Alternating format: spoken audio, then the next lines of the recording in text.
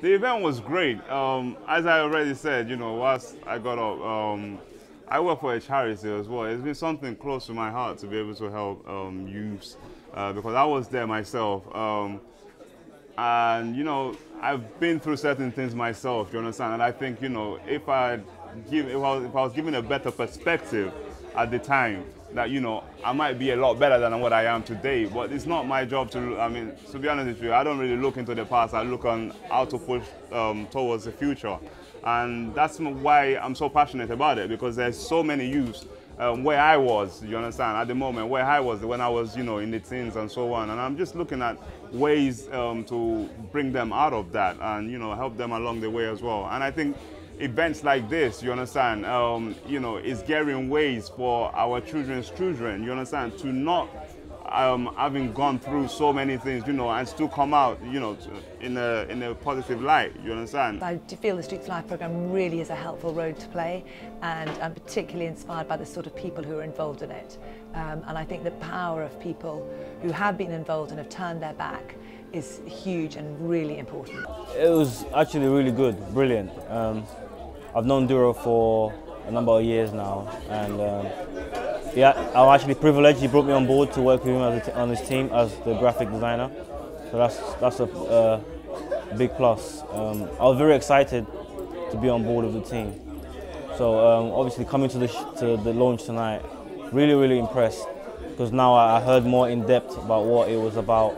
And one thing that really struck me or really caught me was the fact that it was very structured, and it had his own way. Duro had his exact plan in his mind, how he wanted it to work. For example, he said they would actually screen people to take on board. That was nice. A lot of youth, let's say, charity that I've heard of, don't screen people. They just take on everyone. So that for me shows me how professional it is, for them to screen people before they actually take them on board. So. Very inspirational. It's a very good vision that they have. Coming from my experience, I have a few nephews and cousins from a bad background that tend to be on the streets. So this kind of movement, I'll definitely push them towards that kind of element to get out of that vicious circle. The event was wonderful. Like, I really found it, because I actually know Duro and Gabriel personally, and I feel like with their situation, they definitely turned their lives into a positive direction. So I'll say, yeah, I'm really proud of them.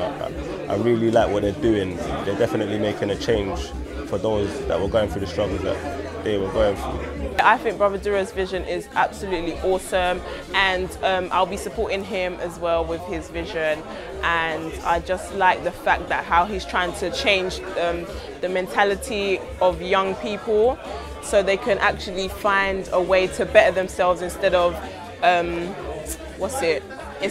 just letting their life go down the drain. I think the initiative is very fantastic because, you understand, you're not throwing the net and saying everybody come in. You're dealing with an individual with the understanding that youths are very different. Do you understand? Each and every one is different. Do you understand? And if you can work with one for a year, a program, you see what I see this as?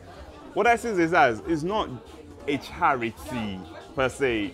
What I see from everything I've heard tonight, what I see is this is education. Do you understand? That's what I see it as. And like one of them rightly said, the mind, you understand, is one of the most powerful thing, within the body and so on. And it's a matter of giving you a change.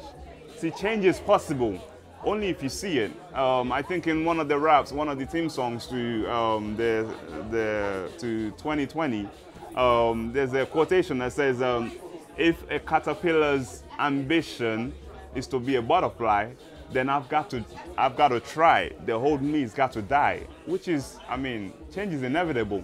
Whether you see it or you don't see it, every day you change. When we say something in my church, we're a product of many meetings. Do you understand?